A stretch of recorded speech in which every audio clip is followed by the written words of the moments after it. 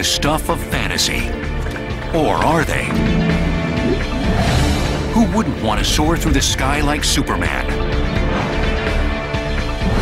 Flying through the air is a feeling that's almost too hard to explain. Or harness the strength of 10 men? This thing is incredibly powerful and it's way cool. Ready to take a flying leap? Or swim through the water like Aquaman? It makes you a super swimmer. Today, technology can make anyone a superhero. So grab your capes. Now, Superhuman on Modern Marvels.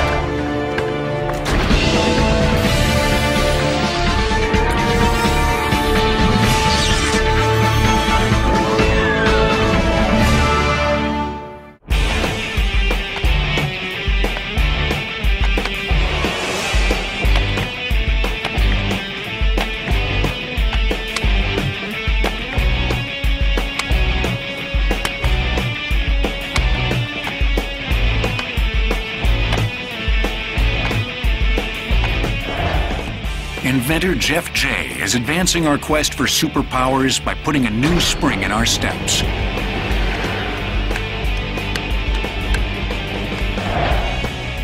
His brainchild, Velocity Motion Stilts, is the next best thing to Steve Austin's bionic legs.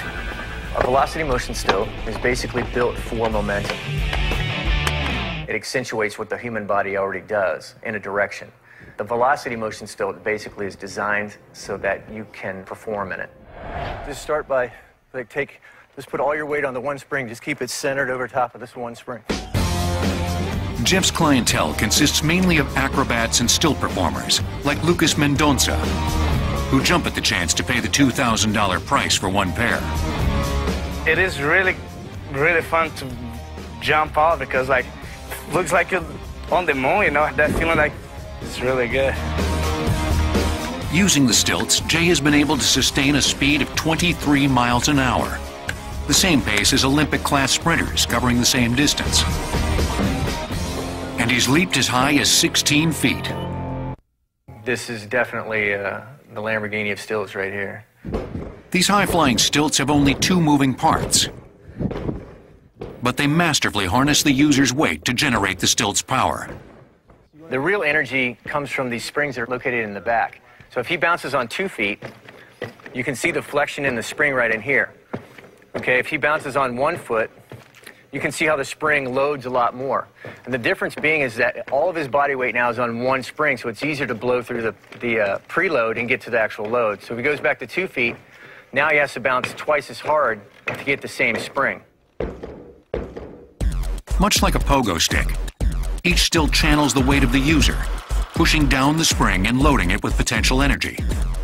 As the spring recoils, it releases that energy and pushes the user up.